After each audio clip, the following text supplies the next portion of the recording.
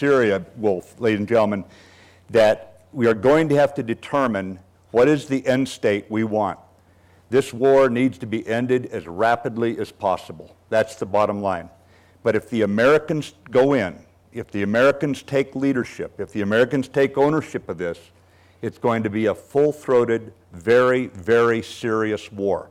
And anyone who says this is going to be easy, that we can do a no-fly zone and it'll be cheap, I would discount that at the outset. That's what Senator McCain says. Well, and I'm not pointing at any one person. I'm not...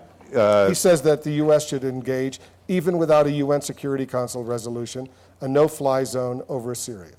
We need some sort of international imprint, whether it's Arab League or GCC.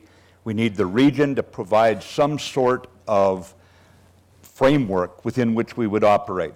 Then we need to be very clear about our military end state contributing to what political end state. Otherwise, you're liable to invade a country, pull down a statue, and then say, now what do we do? You know what I mean? We've been there, we've done it. Yeah.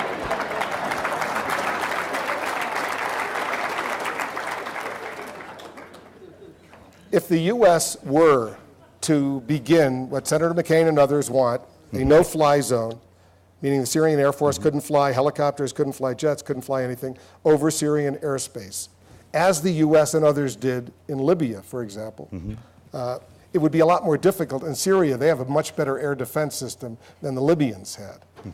We're not even, these aren't apples, this is a huge, so presumably, the U.S. would first have to knock out all of the Syrian air defense systems. Is that right?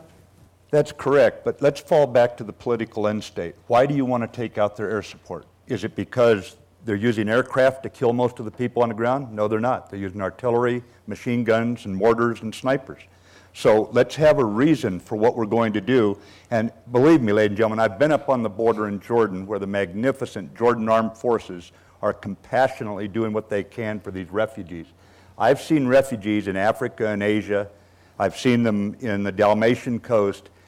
I have never seen refugees as traumatized as I've seen there. We all want to do something to stop this.